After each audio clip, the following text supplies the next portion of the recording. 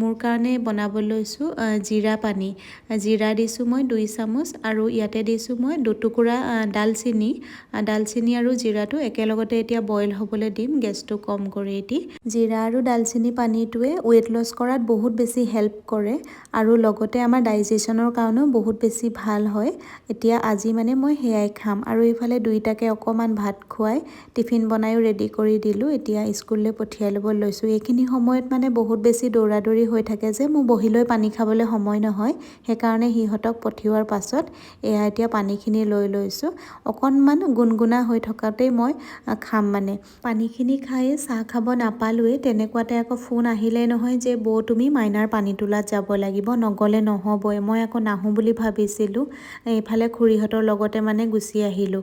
উপায় নাই মানে সিহঁতি মানে নুশুনেই সেনেকুৱা হ'ল। ৰাতিপুৱা মানে কি হয় মোৰ বহুত বেছি মানে ব্যস্ততাৰ মাজেৰে সময়খিনি পাৰ হয়। দুইটাকে স্কুল পঠিওৱাৰ পাছত আকৌ ঘৰৰ কাম থাকে, খোৱা বোৱা বনাবলৈ থাকে, সেইটো কাৰণে এতিয়া নাহোঁ বুলি ভাবিও মানে আকৌ আহি পালোহি। এইফালে এতিয়া ৰাতিপুৱাৰ শ্ৰাদ্ধ কামখিনি চলি আছে। খুৰাকো মানে অলপ সময় কাৰণে হুইল চেয়াৰতে আনি বহুৱাই ৰাখিছে আৰু ইয়াতে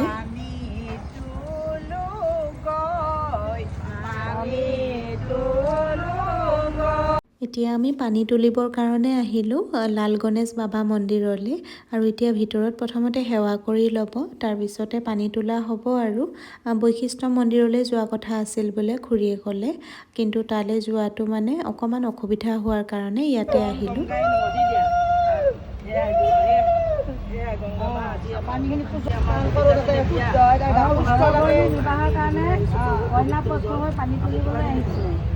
অপৰাধ হৈছে সৰ্বতো পৰিপূৰ্ণ কৰি হেৰাই কৃপা কৰিব। এতিয়া পানীখিনি কাট। কাৰ পানী তুলিছা? হৰগৌৰী কৰি। কাৰ পানী তুলিছা? হৰগৌৰী পানী কাটিছা। হৰগৌৰী পানী কাটিছা।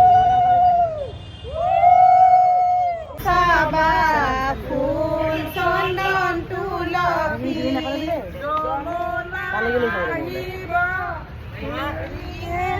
হৰিণে নভৰিল ৰাধা তোমাৰ কলচী।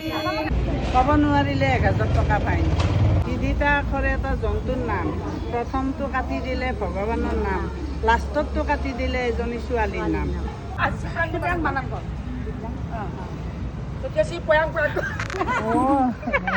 হেৰি আপোনাৰ এতিয়া আপোনাক কি লাগে? আপোনাক এতিয়া কি লাগে? এতিয়া আমাৰ পৰা আপোনাৰ কি বিচাৰে? আপোনাক কি লাগে এতিয়া বৰ্তমান এতিয়া এইখিনি?